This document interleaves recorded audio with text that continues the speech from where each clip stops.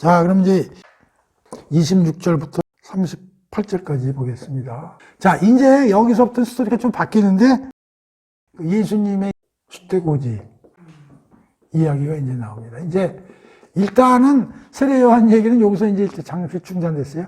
그리고 이제 예수님 탄생 전에 이야기가 이제 체인지 됩니다. 봅시다.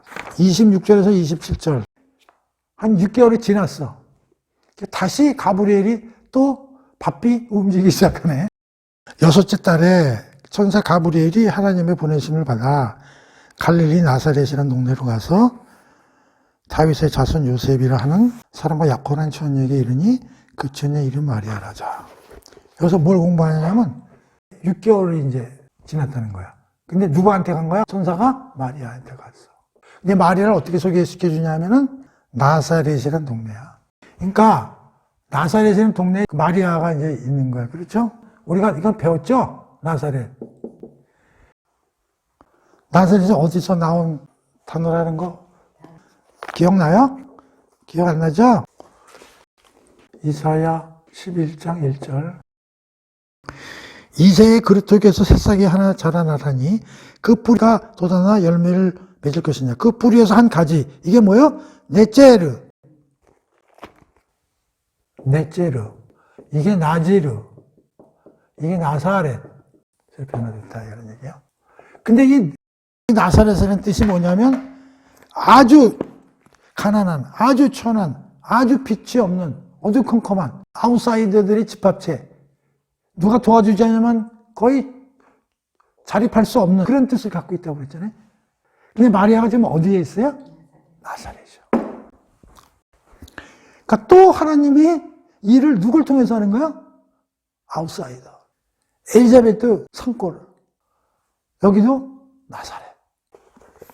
그런데 그가 누구야? 요셉과 정혼한 사람. 처녀의 몸으로 유지를 해야 되는 거예요. 자, 28절에서 29절. 그에게 들어가 이르되 은혜를 받은 자여 평안할지어다. 주께서 너와 함께 계시는도다 하니 처녀가 그 말을 듣고 놀라. 이런 인사가 어찌함인가 생각하매. 자, 그런데 가브리엘이 뭐라고 그래?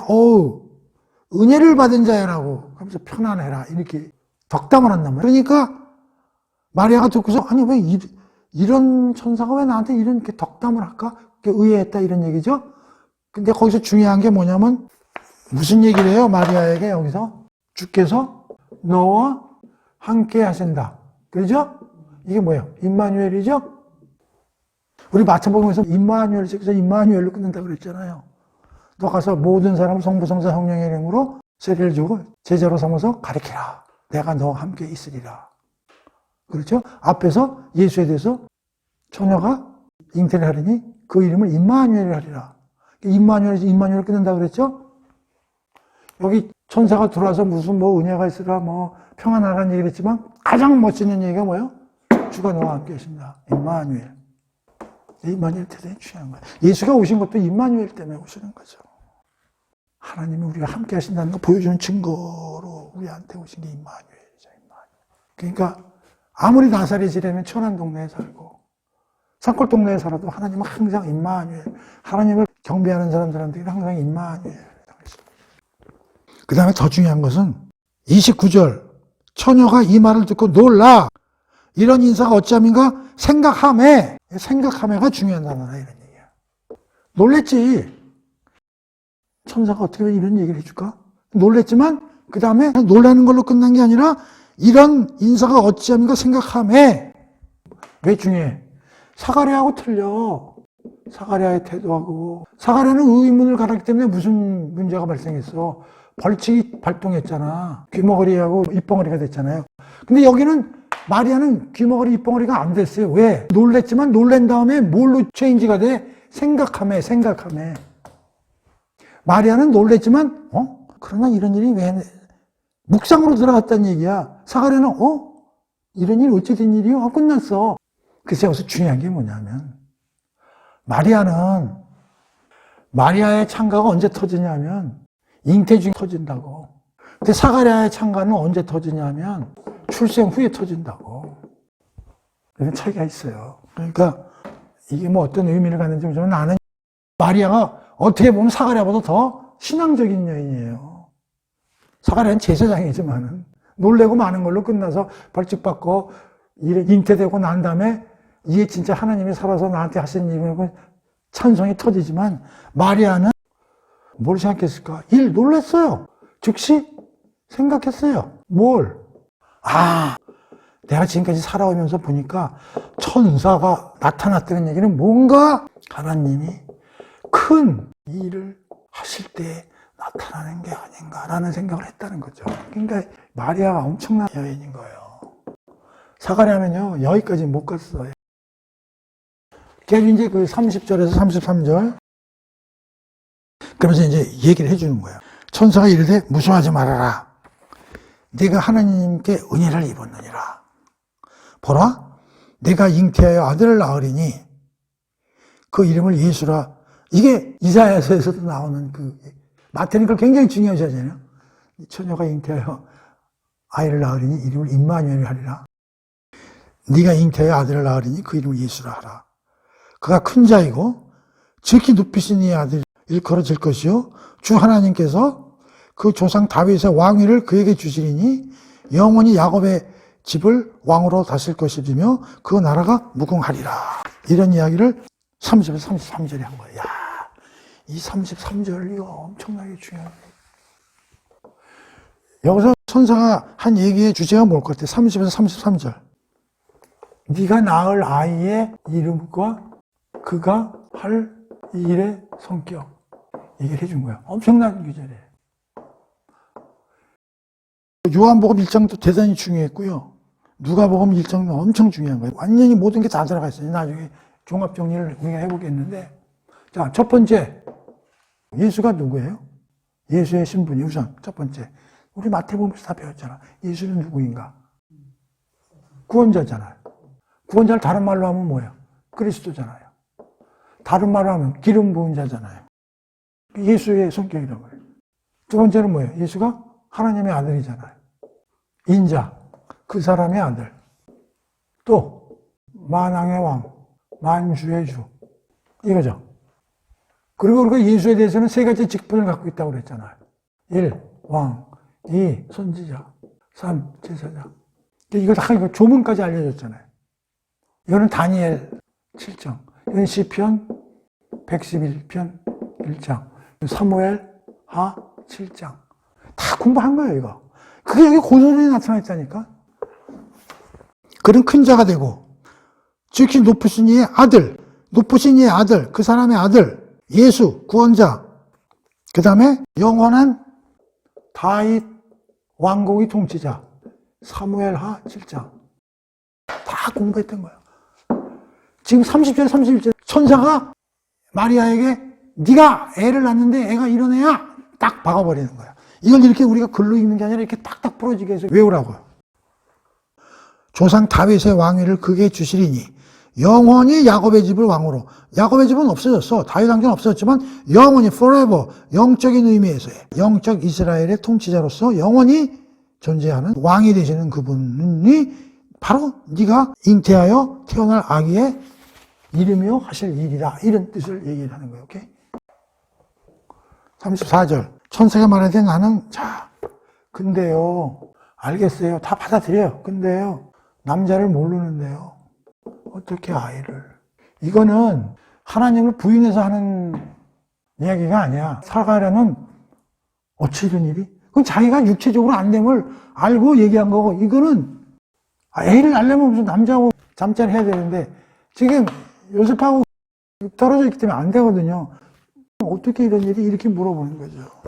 그랬더니 35절에서 37절 뭐라고 그랬냐면 성령으로 잉태된다는 얘기를 알려줘요. 성령이 내게 임하시고 지기 높으신 이의 능력이 너를 덮으시리니 그러므로 나실 바 거룩하신 이는 하나님의 아들이라 일컬어지리라. 보라, 네 친족 엘리자벳도 늙어서 아들을 배웠으니라.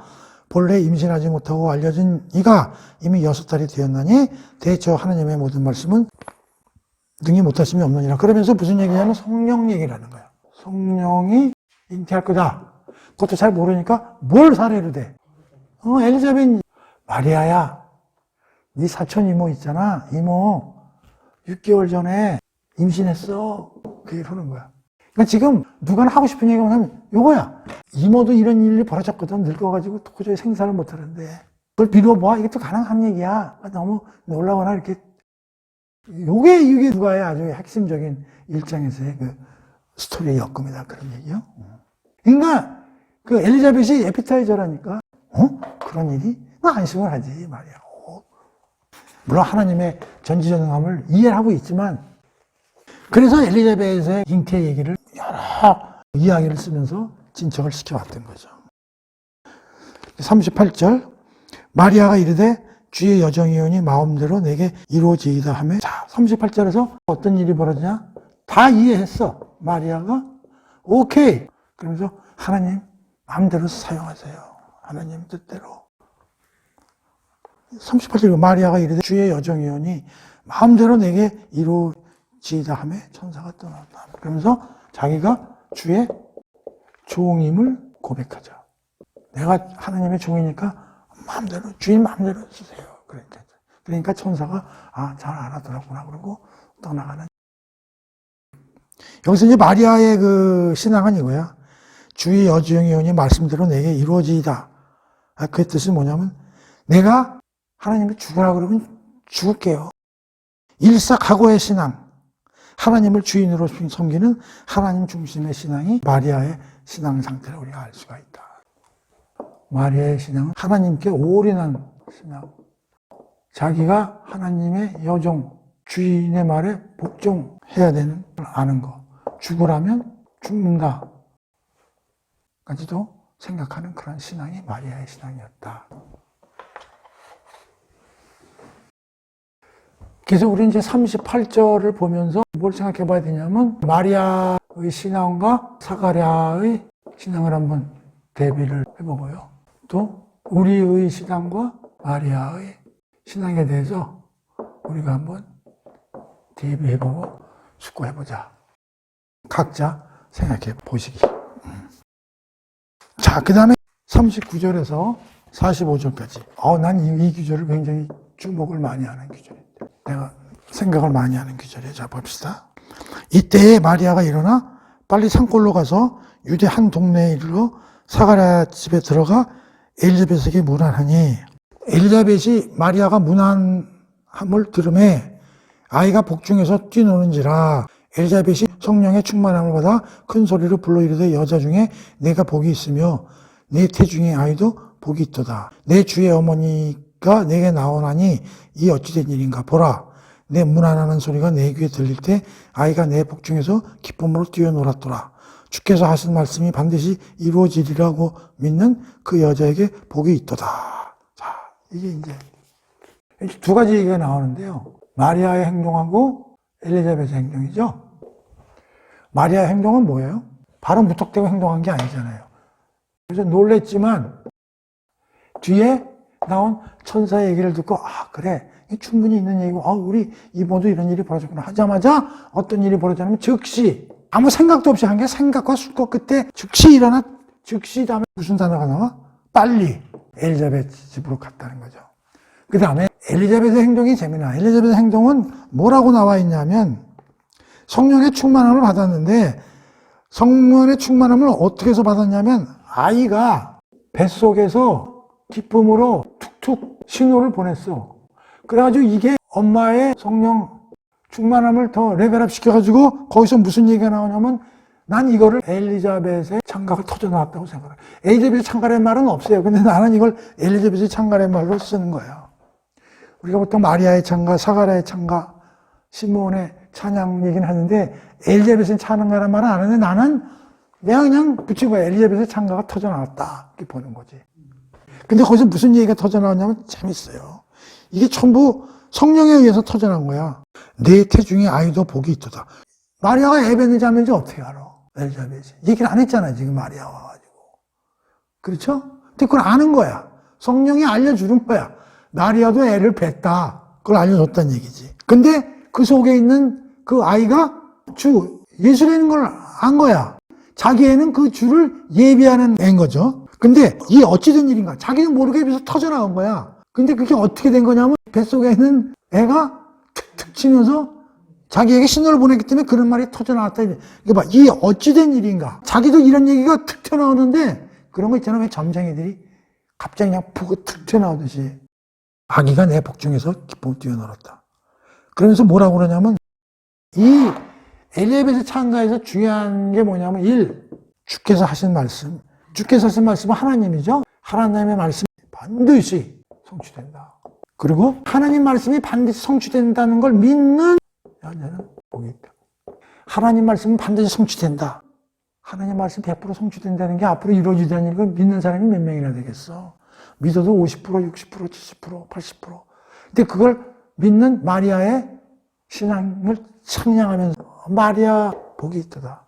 참 누가가 잘 써요. 이게 있잖아요. 똑같은 자료를 모두 이렇게 싹 스무싱하게 쓴다는 게 쉬운 게 아니잖아요.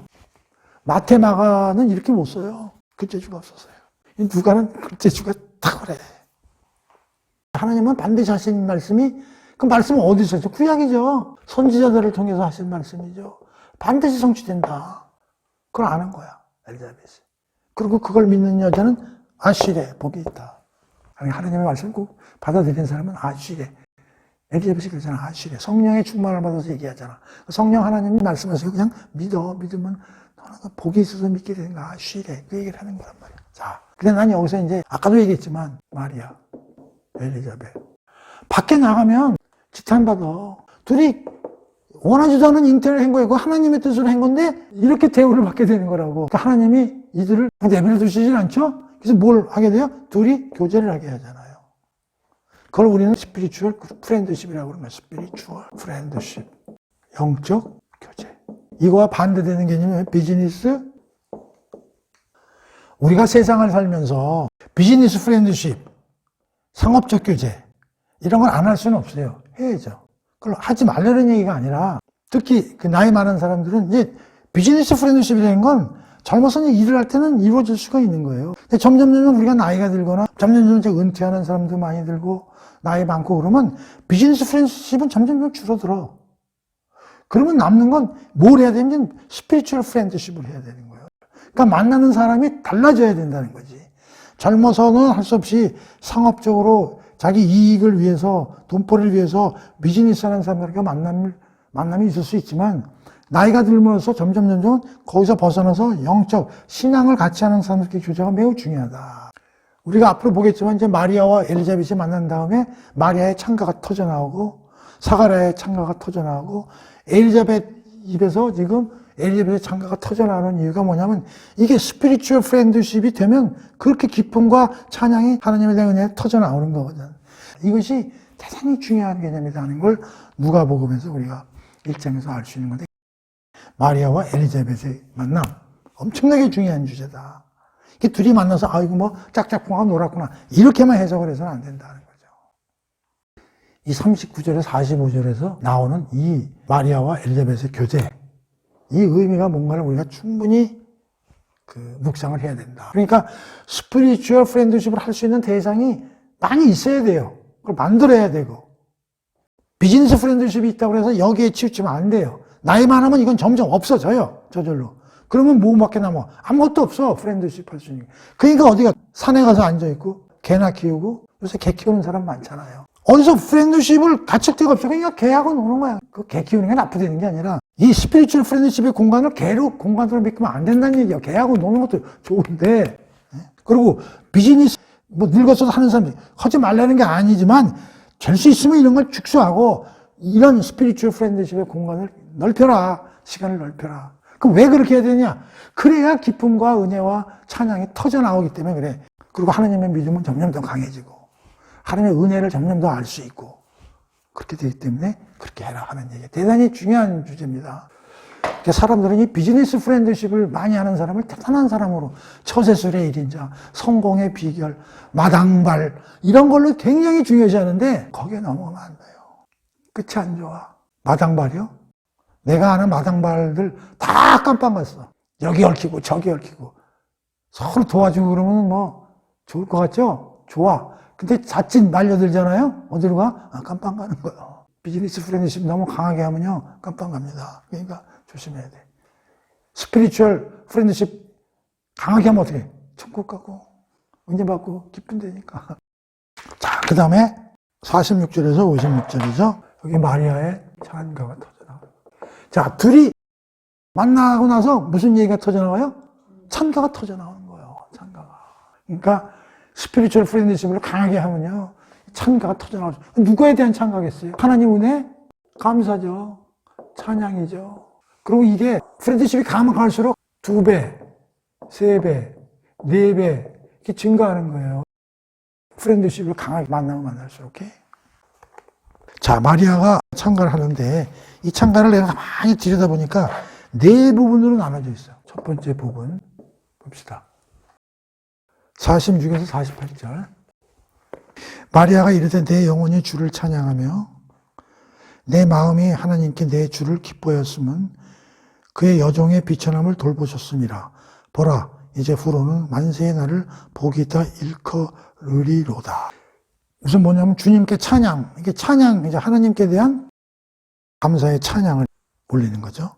그 하나님의 은혜 입음, 하나님께로부터 은혜를 입은 걸 찬양하는 거죠. 무슨 은혜를 입었어? 앞으로 하나님의 말씀을 성취할 그 아이를 나에게 주신 하나님의 은혜를 찬양하는 거죠. 그렇죠? 그러고 나서 내 마음이 하나님 내 구주를 기뻐하였음은, 그러고 나서 하나님을 기뻐하죠. 이 얘기도 많이 했는데 웨스트민스터 소유리 문답 제1번이 뭐냐면 우리가 인생에서 사는 첫 번째 목적은 뭐냐? 하나님을 기뻐하고 찬양하는 것이다. 세들백 교회의 리고렌 목사가 목적이 이끄는 삶이라는 책을 썼다고 옛날에 그랬죠. 그 중에 나오는 5가지가 있는데 첫 번째가 뭐냐? 우리는 하나님을 기쁘게 하기 위해서 태어났다. 두 번째는 뭐예요? 우리는 하나님의 가족으로 태어났다. 세 번째는 우리는 예수님을 닮기 위해 태어났다. 네 번째는 우리는 이웃 사람을 사랑하고 이웃을 섬기기 위해서 태어났다. 다섯 번째는 예수 그리스도가 누군지를 증거하고 전도하기 위해서 태어났다. 이 5가지가 리고렌 목사가 얘기한 목적이 있게 삶에 대한 큰 우리 삶의 목적이거든요. 거기 1번이 뭐예요? 하나님을 기쁘게 하기 위해서 태어났다. 왜 기뻐해? 하나님이 엄청난 은혜를 줬기 때문에. 그럼 이 은혜는 수많은 은혜가 있지만 그게 2개로 나눌 수가 있어요. 뭔지 아세요? 하나님의 자녀됨. 우리가 하나님의 자녀됨의 은혜. 하나님의 가족으로서 우리를 만들어주셨다는 것을 은혜라고 하고 하나님을 기뻐하고 은혜를 찬양을 부르는 거예요. 두 번째는 예수 그리스도의 신복됨의 은혜. 오케이? 그러니까 우리는 아담이 타락한 이후에 완전히 하나님으로부터 죄인으로 분리되어 나왔는데 하나님의 은혜로 우리가 하나님의 자녀가 됨의 은혜, 예수 그리스도의 신부가 됨의 은혜를 우리가 얻는 거지. 근데 지금 마리아 입장에서 누구 때문에 그렇게 되는 거야? 자기 아들이 태어나서 일을 함으로써 이제 이런 은혜들이 모든 인간들에게 이제 은혜가 떨어지는 거죠. 그러니까 마리아가 이제 찬가 중에 첫 번째가 하나님께 찬양하고 하나님을 기뻐하는 그런 은혜를 이제 탁 터뜨리면서 이야기하는 거예요. 그러면서 특히 그 이유를 여종의 비천함을 돌보셨음이라. 내가 누구야? 나사렛 여인 아니야. 보잘것없고 누구의 도움 없이면 안 되고 빚도 없는, 거기다 또 아무것도 모르는 나 같은 여인을 하나님이 붙잡아 쓰셨다는 거를, 야 진짜 나 같은 사람도 하나님이 돌보셔서 은혜를 주셨구나. 이런 찬양이 터져나오는 거지. 근데 더 중요한 게 더 있어요. 우리 교회 다니면서 어떤 은혜를 잘 기분 좋게 생각해서 돈 버는 거죠? 지금 마리아가요, 가브리엘 천사가 와서 돈 번다고 그랬습니까? 출세한다고 그랬습니까? 명예를 준다고 그랬습니까? 나사렛에서 어디 저 베데슬렘, 지금으로 보면 강남구로 가서 아파트 사준다고 그랬습니까? 전혀 그런 얘기 안 했잖아요. 근데도 이렇게 펄펄 넘쳐가지고 하나님을 찬양하고 그러잖아요. 그러니까 돈, 머니, 섹스, 명예, 성공 이런 거보다 이게 훨씬 중요하다는 거예요. 그러니까 우리는 하나님을 바라보고 은혜에 감사해야 되는데 도대체 어떤 걸 통해서 감사해야 되는지에 대해서 우리가 한번 생각해 봐야 되는 거예요. 돈 아니에요. 돈 하지 말라고. 자, 첫 번째 찬양은 그 찬양이고요. 두 번째는 49절에서 50절. 능하신 이가 큰 일을 내게 행하셨으니. 그래서 능하신 이는 하나님이죠. 그 이름이 거룩하시며 긍휼하심이 두려워하는 자에게 대대 이르는도라. 자, 여기서는 하나님의 일하심, 특히 큰 일하심에 대한 찬양이죠. 여기는 하나님 그 자체에 대한 찬양이고, 여기 이제 하나님의 일하심에 대한 찬양이죠. 그 큰 일을 내게 행하셨으니 이름이 거룩하시며 긍휼하심이 두려워하는 자에게 대대로 이루어지니라. 그래서 하나님의 이름은, 주기도문에서 하나님의 이름은 거룩히 여김을 받으시며, 그래서 우리는 하나님께, 여기서 두려움이라는 거는 무섭다는 것보다는 경외함 이런 뜻이에요. 높고 우리가 감히 침범할 수 없는 그런 분인데, 그런 분이 우리와 같이 임재하심으로써 우리의 아버지 되심을 통칭해서 두렵다 이런 뜻으로 얘기하는 거지, 무섭다 그런 뜻하고는 다른 거예요. 그 다음에 51절 53절이요. 이게 세 번째 부분인데요. 이게 어떻게 보면 핵심이라고 볼 수가 있죠. 읽어볼게요. 하나님은 그의 팔로 힘을 보이사 마음의 생각이 교만한 자들을 흩으시고 권세 있는 자들을 그 위에 내리시셨으며 비천한 자를 눕히셨고 줄이는 자를 좋은 곳으로 베풀리셨으며 부자는 빈손으로 보내셨도다. 자, 이거를 다른 말로 표현하면 큰일 하심이죠. 하나님의 정의 공의로우신 하나님에 대한 찬양이죠. 그럼 여기 등장하는 사람들이 교만한 자, 권세 있는 자, 세 번째 비천한 자, 그 다음에 누가 나옵니까? 줄이는 자, 그 다음에 뭐가 나옵니까? 부자. 이렇게 나눠보면 될 것 같아. 교만한 자는 마음의 상태를 이제 나타내는 거고요. 성품을 나타내는 거고요. 권세는 힘 있는 사람이잖아. 비천한 사람은 권세가 없는 사람들이죠. 그러니까 이건 다시 말하면 이건 귀하다, 이건 천하다, 뭐 이제 이렇게 우리가 보통 얘기할 수 있고, 줄이는 자, 이거는 가난, 이거는 부자, 이렇게 이제. 그래서 우리가 보통 이런 얘기 하잖아요. 뭐 부귀 영화. 그 부의 반대말은 뭐야? 빈. 귀의 반대말은 천. 그러니까 우리 보통 이렇게 얘기해. 빈부 귀천. 그러니까 귀한 사람은 돈보다도 귀족이다 뭐 이런 뜻이고, 이 천하는 돈이 많다. 그러니까 부자라도 천한 사람이 있는 거지. 귀하더라도 빈한 사람이 있는 거지. 그러니까 어떻게 보면 빈은 천한 건 아니야, 그렇죠? 근데 마리아가 지금 뭐라고 그러는 거야? 교만하는 자는 망하게 하신다 그런 얘기죠. 그리고 권세 있는 자는 밑으로 내리고 빈한 자는 위로 올리고 줄이는 자는 배불리 먹고 부자한 자는 밑으로 내리고 이런 얘기를 하잖아요. 이야 진짜. 그래서 우리가 전 시간에도 얘기했지만 1장에서 4장까지 중에 우리가 하나님 나라와 관련해서 주목해야 되는 게 5가지다. 마리아의 창가, 사가랴의 창가, 앞으로 배우지만 시므온의 창가, 세례 요한의 첫 설교에서의 선포하는 내용, 그 다음에 예수님의 그 첫 번째 회당에서의 선포 내용, 앞으로 배울 거지만 지금 이제 뭐가 나왔어? 마리아의 창가가 나왔어. 이런 게 나왔어. 이거 어떤 생각이 들어요? 이게 오해의 여지가 굉장히 많다고, 하나님 나라와 관련해서. 그래서 이게 남미에서는 해방신학 기초로 많이 쓰였어요. 옛날에 남미에는 군사정권이 많이 들고, 우리나라 옛날에 박정희 그 군사정권처럼, 그러다 보니까 그들을 때려엎고 막 혁명을 일으키고 해야 되는 정신적인 기초를 성경에서 마리아의 창가에서 따온 거야. 그래가지고 옛날에 군부 독재 시절에 이걸 못 읽게 했다고. 이 구절을 교회에서 설교를 못 하게 했다고. 왜냐하면 이게 자칫 잘못하면 그 구테타 그런 기초 정신적인 그 요소로 쓰이기 때문에 이걸 못하게 이제 했거든. 그런데 이 해방신학이라는 게 뭐냐면 이런 거요. 자, 성경에 이런 말이 있지 않느냐. 근데 얘네들이 불법으로 배불리 먹고 권력을 찬탈하고, 그러니 우리는 이걸 뒤집어 엎어도 명분이 되지 않느냐. 야, 때려 엎자. 이제 이런 식의 해방신학인 거야. 야, 하나님이 이렇게 우리한테 해도 좋다는 말씀을 주셨는데, 와, 할 수 있다. 이제 이런 얘기거든. 근데 이제 여기 하나의 함정이 있는 거죠. 물론 이게 잘못된 건 잘못된 거예요. 그러나 그걸 해소하는 방법에 있어서 해방신학은 잘못된 거야. 그들은 이렇게 하는 데 있어서 그들의 잘못이 명백하다면 폭력으로도 가능하다 그런 얘기인데, 성경에는 비폭력이거든요. 예수님 와서 폭력을 쓰신 일은 없거든. 그러니까 이 방법에서 해방신학은 뭐야? 문제가 많은 거야. 그러니까 이건 비성경적인 거죠. 성경적으로 해석하면 안 된다 이런 얘기예요. 그것도 마찬가지야. 돈도. 지금 뭐 횡재 세리머니 이런 얘기 나오고, 금융기관에서 이자 벌이를 해가지고 돈이 너무 많아가지고 그 일정 비율을 좀 세금으로 걷어야 되겠다. 횡재세를. 이제 엊그저께 IMF 총재 여자가 와가지고 그 캐나다에서 한번 해봤는데 별 실효성이 없더라. 오히려 그렇게 되놓으니까 은행도 주가에만 빠지고 그러니까 그렇게 하지 말고 자율적으로 하자. 오케이. 공산주의 애들도 그런 거야. 야, 있는 놈들 돈 뺏어서 없는 사람 주자. 사회재산권 없애자. 그게 성경적이지 않냐 이렇게 얘기하는데 그럼 그들은 그 돈을 어떻게 뺏은 거야? 강제적으로, 제도적으로, 총칼로 뺏은 거냐? 성경은 그런 말이 없어요. 성경에는 이렇게 논아 쓰자, 없는 사람한테 주는 게 좋잖아요 라는 말은 있지만 그걸 강제로, 제도적으로 그런 말은 없거든. 그러니까 그걸 우리가 오해하면 안 돼. 어쨌든 이게 뭐요? 하나님 나라의 특성이요. 본질이고. 그러니까 이런 일을 누굴 통해서 하신다는 거야, 하나님이? 마리아 입장에서는 내 아들을 통해서 공의와 정의의 하나님으로서의 일을 하게 하시겠구나. 이 창가가 터져 나오는 거라 이런 얘기요.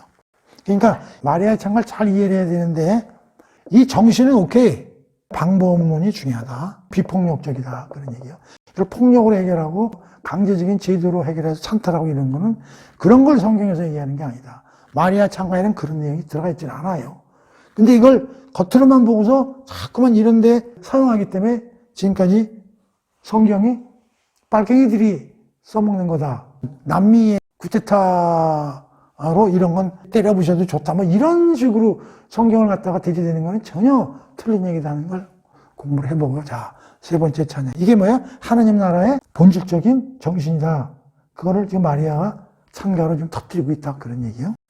그러니까 앞으로 예수님이 태어나서 뭐 산상수훈을 빌어서 가르침도 주시고 여러 가지 기적도 행하시지만 그런 걸 가만히 들여다보면 이런 정신들이 다 들어가 있어요? 안 들어가 있을까요? 들어가 있는 거예요. 그거 다 하시는 일이에요. 근데 예수님이 그런 일을 하시면서 폭력을 휘두르고 강제로 그러지 않으셨잖아요. 그렇죠?